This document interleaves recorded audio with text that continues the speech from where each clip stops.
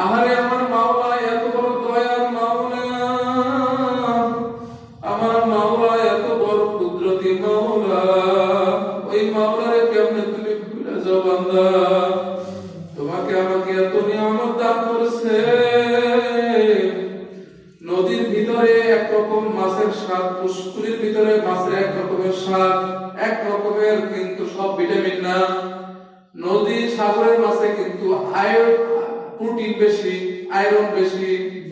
আল্লাহ রাব্বুল আলামিন এই দুনিয়ায় সবকিছু আমাদেরকে বানাইছেন শুধু আমাদের নিয়ামত, আমাদের খাওয়ানোর জন্য। আহারে গরু ছাগল মোষ বলেন, যা কিছু বলেন, আল্লাহ যদি সৃষ্টি না করতো আল্লাহর কোনো ক্ষতি হইতো বলেন?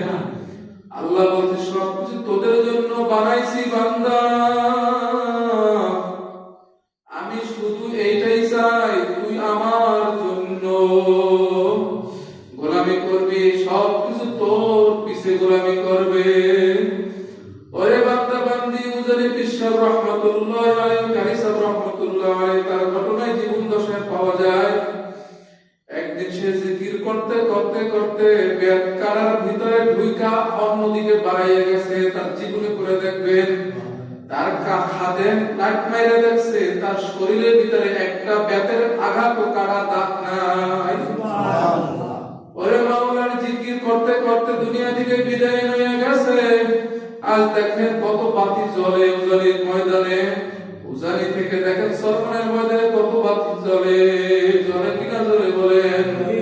রশিদ আহমদ গঙ্গি রহমাতুল্লাহ আলাইহি কাঁদতে কাঁদতে দু চোখের নিচে দাগ পড়াইয়া লাইছে। এরকম ভারতে মুহাজির মক্কি রহমাতুল্লাহ আলাইহি একদিন সর্বসময় সে রুমাল দিয়া এরকম চেহারা ঢাইকা ঢাইকা চলতো। তার মুরিদরা বলতো, হুজুর আপনার চেহারা দেখার বড় শখ, আপনার চেহারা তো দেখতে পারি না। বলছেন কিভাবে দেখবা? আমি তো চেহারা সহজে কাউকে দেখাই না। আমাদের চেহারা তো মহিলারাও দেখে, দেখে কিনা বলেন? আমলের অ্যাকশন আস্তে আস্তে কমে যায় মহিলারা যদি দেখে। এই জন্য যত বদনজর সব মহিলাদের ভিতরে কিন্তু থাকে, বেপর্দা মহিলাদের ভিতরে থাকে। এই জন্য বদকার কাছ থেকে দূরে সরবেন। মুহাজির মক্কি রহমাতুল্লাহ আলাইহি তিনি বলছেন, বাবা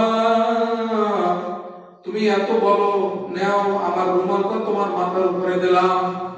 যে রুমালটা মাথার উপরে দিয়েছে চিৎকার মাইরা লাফ দিয়া হাউমাউ শুরু করে দিয়েছে।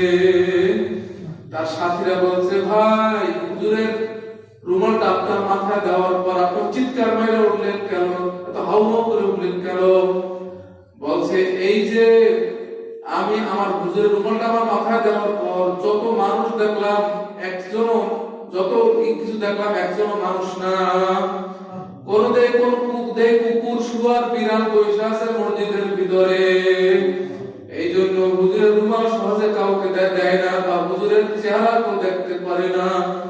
কারণ ওই হুজুর এত বড় আল্লাহর ওলি, হালালকে হারাম হালাল মানছে, হারামকে হারাম মাইনা চলছে। এই দুনিয়ার ভিতরে শুধু একটাই, ও কোথায় গেলে আমার মাওলারে পাবো, কোথায় গেলে আমার মাসুককে পাবো। সর্বসময় এই কথা বলে আর কান্দে, এই কথা বলে আর কান্দে। কবর দেখলি কবরের পাশে যাইতো, আর কবর দেখে ফোপাইয়া ফোপাইয়া কান্দে। এই কবরেতে তোমার আমার আসল ঠিকানা। যেই কবরে বাতি নাই, সাথী নাই, বিছানা নাই, কিছু নাই, ওই কবরে তুমি আমি কেমনে থাকবো রে? মনটারে একটু নরম করে ফেলাও, মাথারে ঝুঁকাও, চোখে পানি আনো। তোমার দাদাও তো দুনিয়ায় একদিন ছিল, তোমার বাবাও দুনিয়ায় একদিন ছিল। এরকম হাইটা একটা মসজিদে আসছে, এরকম মসজিদে আইসা নামাজ পড়ছে। কিন্তু তুমি আমি একদিন এরকম দাদার মতো কবরে চইলা যাব। মনটারে বুঝাও, ওরে মন, এই দুনিয়ায় কেউ আপন না, কেউ আপন না। স্বার্থে আঘাত লাগলে সবাই দূরে সরে যায় কিনা জোরে বলেন। আপনার ছেলে আপনার স্ত্রী মেয়েকে আপনি কাপড় চোপড় দেবেন না, ভালো কিছু খাওয়াবেন না, বলবে বাবা ভালো না। আপনি যদি খাওয়াইতে পারেন আপনার ছেলে আপনাকে ভালো বলবে। এই জন্য মরার আগে একবার মরার অ্যাক্টিং করে দেখে যাইয়েন যে আপনার আপনকে কেউ আপন না। একদিন, 2 দিন, 3 দিন পর আর মনে রাখবে না ওই কবরে আপনি আমি ছাড়া কেউ থাকবো না, আল্লাহ ছাড়া কেউ পাবেন না।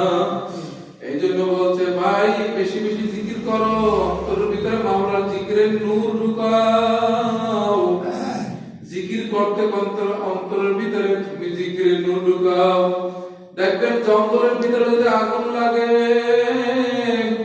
কোনটা কাঁচা গাছ কোনটা শুকনা গাছ ওই আগুন কিন্তু দেখে না।